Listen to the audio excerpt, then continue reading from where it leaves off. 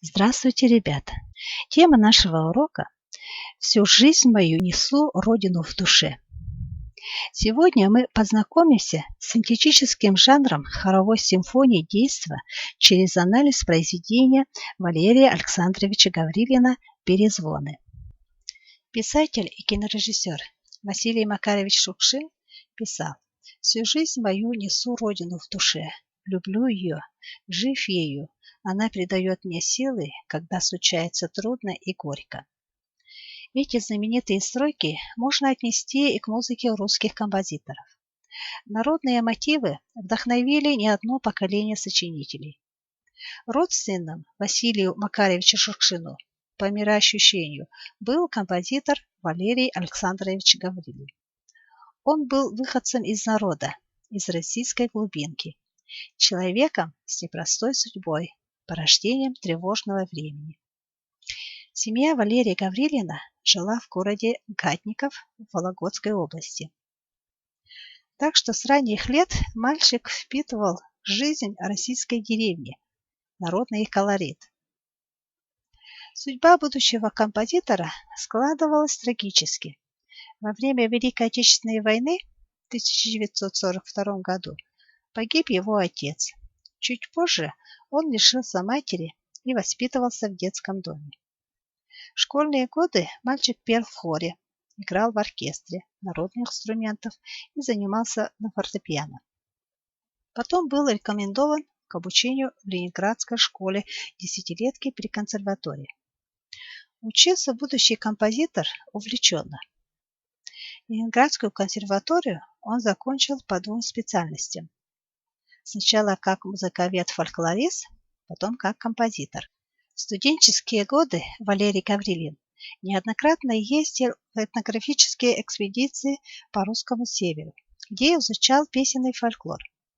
Благодаря этому голос стал главным и любимым инструментом композитора и раскрыл вокальную природу его дарования.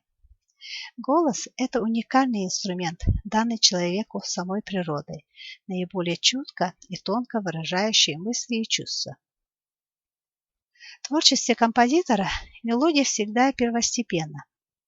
Глубоко чувствуя фольклор, Гаврилин создал мотивы, близкие по духу народным, но отличающиеся вместе с тем индивидуальным своеобразием авторского стиля. Вершиной творчества композитора стало монументальное сочинение «Перезвоны» – симфония действа, написанная для солистов большого хора, гобоя и ударных. В произведении есть подзаголовок по прочтению Василия Шукшина, где автор указал источник вдохновения рассказы Василия Шукшина. Уже название слышится характер Руси. Испокон веков вся жизнь русских людей сопровождалась звоном колоколов, и они созывали народ в лихую годину и наполняли землю светлыми переливами дней больших праздников, и мчались по дорогам России в упряжках под дугой и разливались смехом в скоморошьих потехах. Жанр сочинения симфонии действия сочетает в себе очень разные черты. В нем сплетаются опера и оратория, симфония и мистерия. Симфония – это древнегреческое слово. В переводе означает созвучие, стройность. Это музыкальное произведение для оркестра. Как правило, симфонии пишутся для большого оркестра смешанного состава. От симфонии в жанр симфонии действия перешла масштабность творческого замысла, глубина философского обобщения. Оратория – это латинское слово. Ораториум – это крупное музыкальное произведение для хора солистов и оркестра. Оно отличается от оперы отсутствием сценического действия, а от кантаты – большими размерами и разветвленностью сюжета. От оратория симфония действия переняла номерную структуру, контраста сольных и хоровых эпизодов. От оперы театральности наличия, сюжета, пусть и условного. Действо – это древняя форма музыкального поэтического театра. В русском фольклоре хорошо известна традиция играть в песню.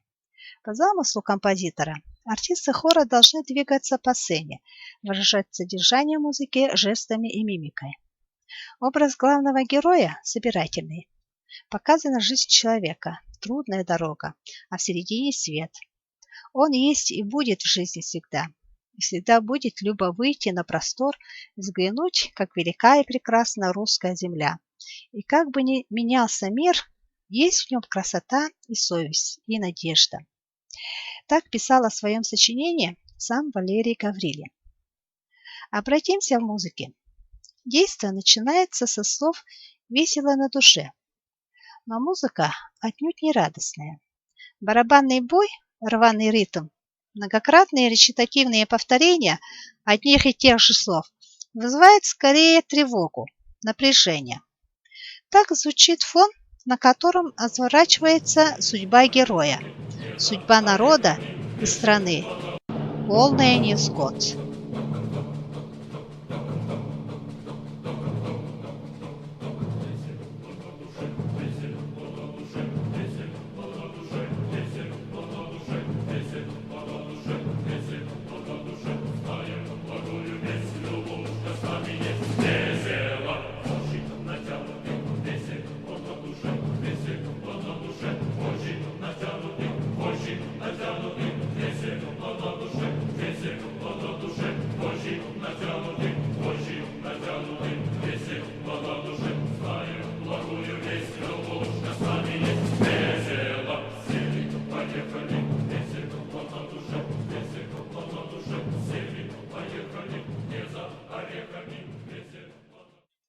Между частями симфонии звучит дудочка, соло гобоя, имитирующая рожок или жалейку. Инструмент, одушевленный человеческим дыханием, выполняет роль рассказчика, объединяя части единый замысел. Интонации дудочки печальны и проникновенны, близки к народным плачам.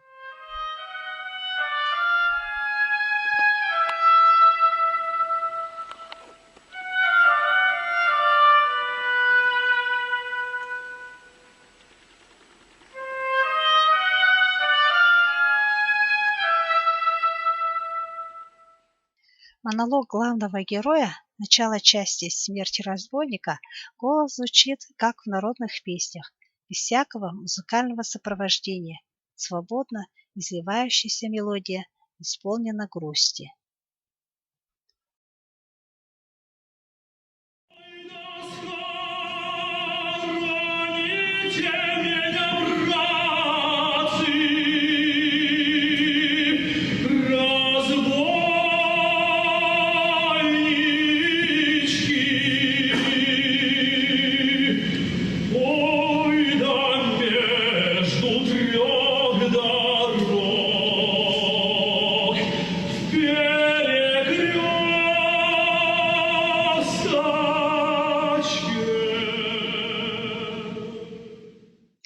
Многогранность жизни показана в контрасте трагических частей и бытовых зарисовок, где автор использует фольклорные жанры частушки, страдания или народную кадриль.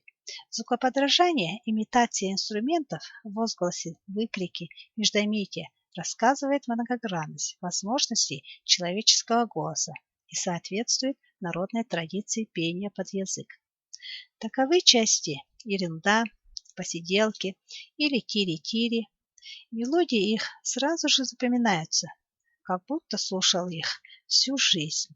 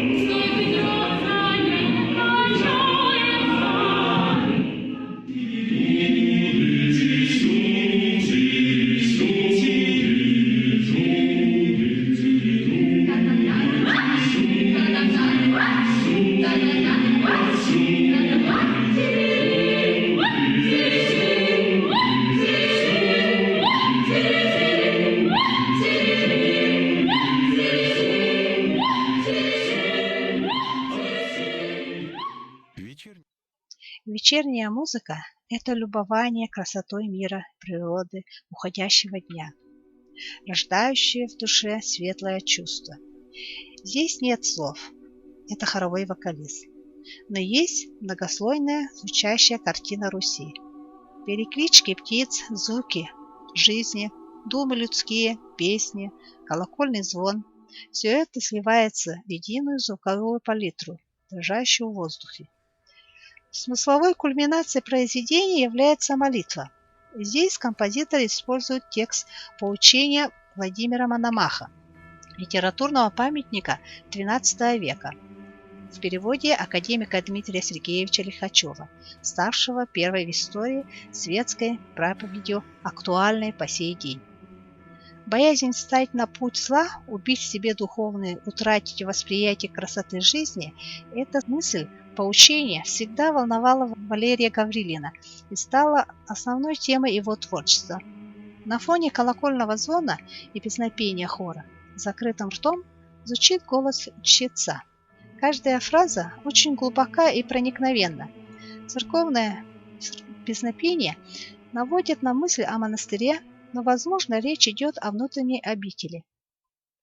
Итак, на этом уроке мы узнали, что такое симфония, оратория, действие, кантата и смешанный хор. На этом я заканчиваю. До свидания. До следующих встреч.